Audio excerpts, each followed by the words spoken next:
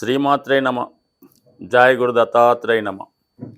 ఈ వీడియోలో మనం కుజ స్తంభన గురించి తెలుసుకుందాం. ముఖ్యంగా అక్టోబర్ 20వ తారీఖు నుంచి జనవరి 21వ తారీఖు మధ్యలో కుజగ్రహం కర్కాటక రాశి యందు సంచరిస్తూ అదే రాశిలో సుమారుగా 93 రోజులు ప్రయాణం చేసి వక్ర గమనంలో తిరిగి మనకి జనవరి 21న వక్ర గమనంలో మిథున రాశిలోకి ప్రవేశించడం జరుగుతుంది. మళ్ళా మిథున రాశి నుంచి తిరిగి ఏప్రిల్ 2వ తారీఖున కర్కాటక రాశిలోకి రుజుగతిలో ప్రవేశించడం జరుగుతుంటుంది. అంటే మొత్తం ఇంచుమించుగా మనం ఈ కుజుడు కర్కాటక రాశిలో ఉండగా ఏర్పడబోయే ఫలితాలు వివిధ రాశుల మీద ఏ విధంగా ఉంటుందన్న విషయాన్ని మాత్రమే ఈ వీడియోలో తెలుసుకుందాం. దాని తర్వాత జనవరి 21 నుంచి ఏప్రిల్ 2 వరకు మిథున రాశిలో ఉన్నప్పుడు ఏ ఫలితం ఇస్తాడన్నది అది ఇంకొక వీడియోలో తెలుసుకుందాం.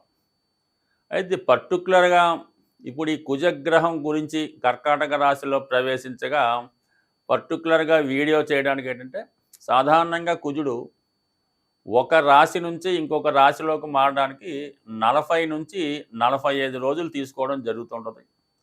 అయితే ఇది ఇంచుమించుగా ఈ 93 రోజుల ప్రయాణంలో మరి ఇదే రాశిలో కుజుడు వక్రించి నెమ్మదిగా వెనక్కి వెళ్ళడం.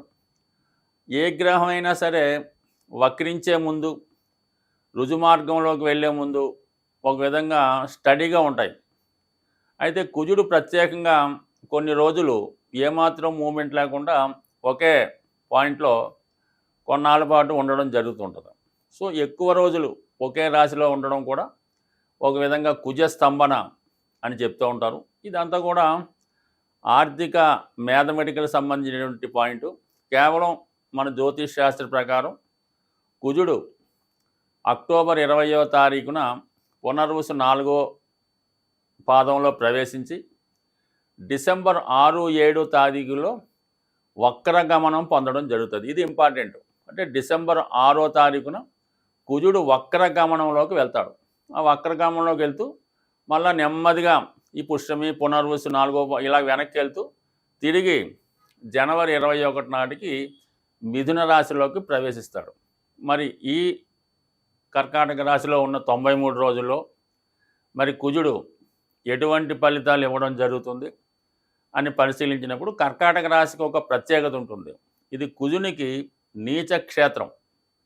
అంటే కుజుడు ఆ రాశిలో నీచపడి ఉంటాడంటే ఒక విధంగా బలహీనపడి ఉంటాడు.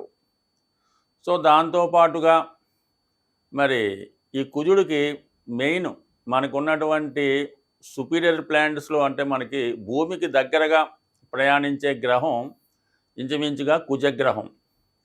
దానికి బాగా వెనకాదల గురుగ్రహం, దానికి వెనకాల బాగా వెనకాల చివరిగా శనిగ్రహం ఉండడం జరుగుతూ ఉంటుంది. మరి కుజుడు భూమికి దగ్గరగా ఉండడం వల్ల మనకి భూమి మీద అంటే భూమి మీద ఉన్నటువంటి ప్రజానీకం మీద కుజుడు యొక్క ప్రభావం చాలా ఎక్కువగా ఉంటుంది.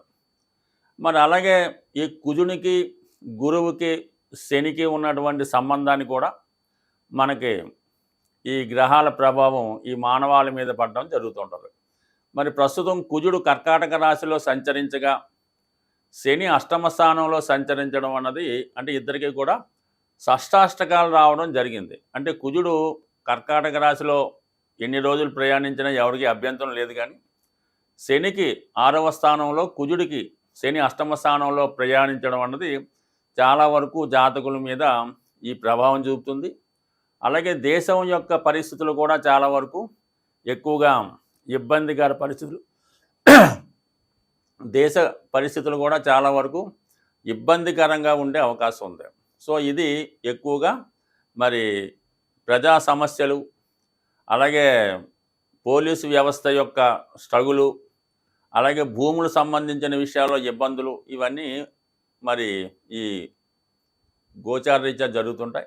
అయితే గురువుకి కుజునికి అర్ధకోణ దృష్టి ఏర్పడడం వల్ల చాలా వరకు కుజుడు మరి మంచి ఫలితాలు ఇవ్వడానికి కూడా కారణం అవుతూ ఉంటుంది. సో ఏదైనా మొత్తం మీద ఈ కుజుడు సంచరిస్తున్నటువంటి ఈ 90 రోజులు 93 రోజులు సుమారుగా, అంటే పంచాంగాన్ని బట్టి మరి వాళ్ళు పంచాంగకర్తలు వేసిన లెక్కలను బట్టి కొద్దిగా అటు ఇటు మారచ్చు. మనం తీసుకున్న పంచాంగం ప్రకారం ఈ 93 రోజుల్లో వివిధ రాశుల మీద కుజగ్రహ ప్రభావం ఏ విధంగా ఉండబోతుంది అన్న విషయాన్ని తెలుసుకుంటూ, చివరిగా మరి కుజగ్రహానికి ప్రస్తుతం జరుగుతున్నటువంటి సమస్యలకి ఏ విధమైన పరిహారం చేయాలన్నది కూడా ఈ వీడియో చివరిలో తెలుసుకునే ప్రయత్నం చేద్దాం. మేషరాశి వారికి కుజుడు రాశ్యాధిపతి అవటం వలన ఎక్కువగా ఈ కుజుని యొక్క ప్రభావం మేషరాశి వారి మీద ఎక్కువగా ఉంటుంది. అయితే ఈ 93 రోజుల్లో కుజుడు నీచ స్థితికి వెళ్ళడం వల్ల సాధారణంగా మరి ఈ మేషరాశి వారి యొక్క ఆధిపత్యం కొంతవరకు తగ్గుతుంది. ఏదైనా గతంలో ఉన్నంత ధైర్యంగా చాకచక్యంగా ముందుకు వెళ్ళలేకపోతుంటాడు. చాలా వరకు రాజీ మార్గంలో వెళ్ళే ప్రయాణం చేస్తుంటాడు. సో ఏదైనా ఒక భావంలో ఒక గ్రహం ఉచ్చపడి ఉంటే ఆ భావ ఫలితాలు చాలా అనుకూలంగా రావడం జరుగుతాయి. అలాగే ఒక భావంలో కుజుడు అంటే ఏదన్నా గ్రహం నీచపడి ఉంటే ఆ భావ ఫలితాలు వ్యతిరేకంగా రావడం జరుగుతుంది. మరి మనం మేషరాశి వారికి అబ్జర్వ్ చేసినప్పుడు ఈ కుజుడు నీచపడినటువంటి కర్కాటక రాశి మరి చతుర్థ స్థానం అవుతుంది. అంటే 4వ భావానికి సంబంధించినటువంటి కారకత్వాల్లో జాతకుడు ఇబ్బందులను ఎదుర్కోవడం జరుగుతూ ఉంటుంది. ఇందులో ముఖ్యంగా స్థిరాస్తులు, మాతృ వ్యవస్థ, వాహనాలు, విద్య ఇవన్నీ కూడా చతుర్థ భావానికి ఉంటాయి. ముఖ్యంగా సుఖస్థానం, జాతకుడు సంతోషంగా ఆనందంగా ఉండాలంటే చతుర్థ భావం అనుకూలంగా శుభగ్రహ సంచారంతో ఉన్నప్పుడు జాతకుడు ఏ విషయంలోనైనా ఆనందపడడం జరుగుతూ ఉంటుంది. మరి చతుర్థ స్థానం విద్యాస్థానం కాబట్టి ఏదైనా విద్యార్థులు విద్యలో మంచి మార్కులతో పాస్ అవుతే సుఖంగా సంతోషంగా ఆనందంగా ఉండగలడు. అదే ఫెయిల్యూర్ వచ్చినప్పుడు దుఃఖంతో బాధపడుతూ ఉంటాడు. ఇది అందరికీ అన్ని భావాల్లో కూడా చతుర్థ భావానికి ఒక ఉదాహరణ. మరి ప్రస్తుతం 4వ భావంలో కుజుడు నీచపడి ఉండడం వల్ల మేషరాశి వారికి చతుర్థ భావ ఫలితాలు ఇబ్బంది పడే అవకాశం ఉన్నది.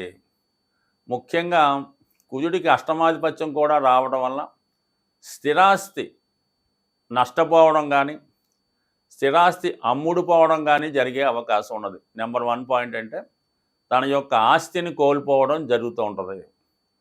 అలాగే జాతకుడు తను ఉన్న ఇంటిని విడిచిపెట్టి విదేశ గమనం కానీ పరాయి గృహ ప్రవేశం కానీ లేదంటే వేరే ఇల్లు మారడం కానీ జరిగే అవకాశం ఉంటుంది. అంటే మొత్తం మీద ఉన్న ప్లేస్ నుంచి వేరే ప్లేస్లోకి మారవలసి ఉంటుంది. సో మరి ఇది ఒక విధంగా తప్పనిసరి పరిస్థితుల్లో జాతకుడికి బాధ కలుగుతూ ఉంటుంది. ఆస్తి అమ్మచ్చు, ఇలా జరుగుతుంది.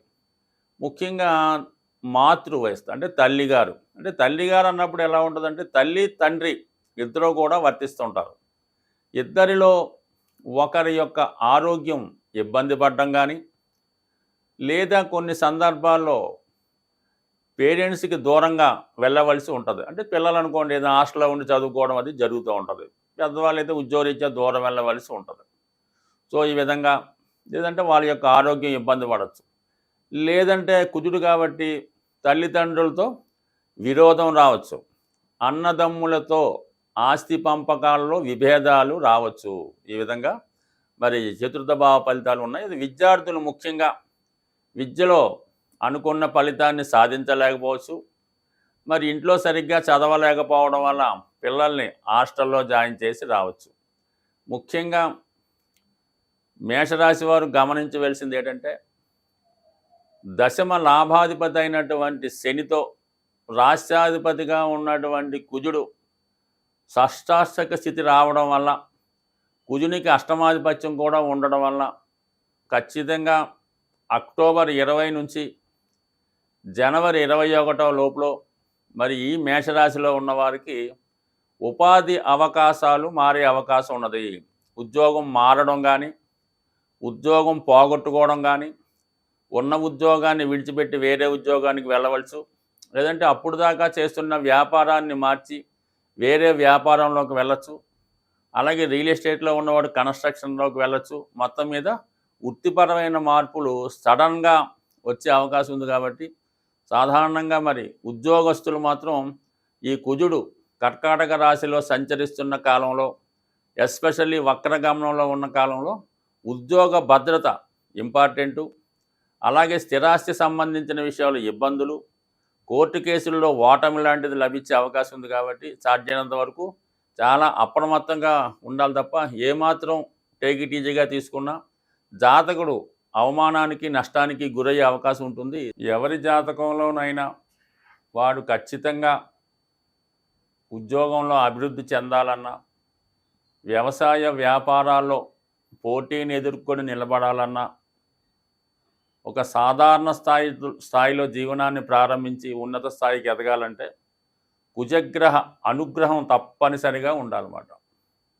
సో అందువలన కుజుని యొక్క అనుగ్రహం కోసం మరి 2 విధాలుగా మనం కుజుని యొక్క అనుగ్రహం పొందడం వచ్చు. ఒకటి ఏంటంటే సుబ్రహ్మణ్య స్వామి ఆరాధన. మంగళవారం ఎప్పుడన్నా సరే కుజుడికి మంగళవారం నాడే పరిహారం చేయడం వలన అది కలిసి వస్తుంది. మరి మంగళవారం రోజు ఒక 8 మంగళవారాలు సుబ్రహ్మణ్య స్వామికి బెల్లం పానకంతో అభిషేకం చేయడం వల్ల ఖచ్చితంగా కుజుని యొక్క పరిహారం జరుగుతుంది. మరి ఇంకా ఎక్కువ ఇబ్బందులు ఉన్నాయి అనుకున్నవారు కుజుని యొక్క అనుగ్రహం కోసం మరి కుజగ్రహ జపం, కుజగ్రహ హోమం చేయవలసి ఉంటుంది. అలాగే సుబ్రహ్మణ్య స్వామి అంటే మనకి కృత్తికా నక్షత్రం వచ్చిన రోజు సుబ్రహ్మణ్య స్వామి కంటే కృత్తికా నక్షత్రం అనేది అగ్ని నక్షత్రం, దానికి అగ్ని అధిదేవత. ఆ రోజు సుబ్రహ్మణ్య స్వామి వారి విగ్రహానికి ఆలయంలో పాలతో అభిషేకం చేయడం వల్ల ఖచ్చితంగా కుజునికి సంబంధించినటువంటి సమస్త దోషాలు పరిహారం అయ్యే అవకాశం ఉన్నది. అది ఒక విధంగా మనకి ఒక గ్రంథంలో బాగా మండుతున్నటువంటి నిప్పులని పాలతో ఆర్పడం వల్ల కుజదోషం లాంటిది పరిహారం అవుతుందని. అంటే కుజుడు అగ్నితత్వ గ్రహం. మరి ప్రస్తుతం కుజుడు కర్కాటక రాశి అనే పాల సముద్రంలో సంచరిస్తున్నాడు. అందువల్ల మరి మంటల్ని అంటే నిప్పుల్ని ఇది పాలతో ఆర్పడం వల్ల మరి కుజుడు శాంతించే అవకాశం ఉంటుంది. సో అలాగే మరి హనుమాన్ శక్తికి కారకుడు.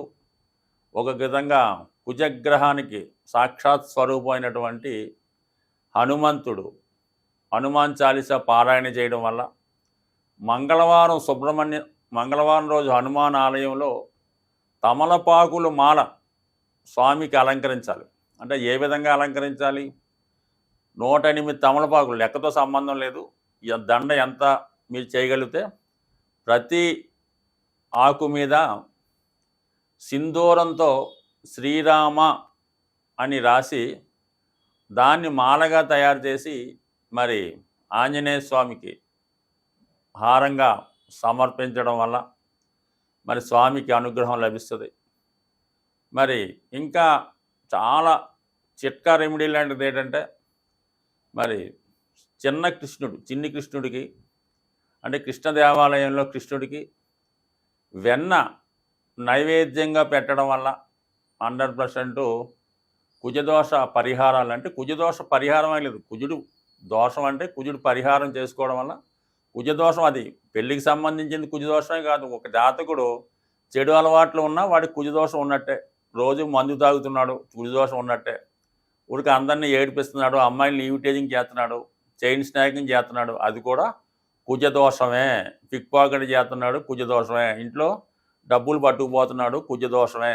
అందువల్ల కేవలం వివాహానికి సంబంధించింది కాదు, ఈ కుజదోషం ఉన్నవాళ్ళు ఇటువంటి పనులు చేస్తూ ఉంటారు. అంటే ఏదైతే పోలీసు వాడు పట్టుకుంటే జైల్లో వేస్తారో అవన్నీ కూడా, ఆ నేరాలన్నీ కూడా కుజదోషానికి సంబంధించినవే. కాబట్టి మరి ఈ కుజదోషం ఉన్నవాళ్ళు ఈ విధమైన పరిహారం చేయడం వల్ల ఇంకా బాగా, అంటే రోజు ఒక 8 రౌండ్లు గ్రౌండ్లో స్పీడ్గా మరి పరిగెత్తడం వల్ల కూడా కుజదోషం పరిహారం అయ్యే అవకాశం ఉంది. స్వస్తి.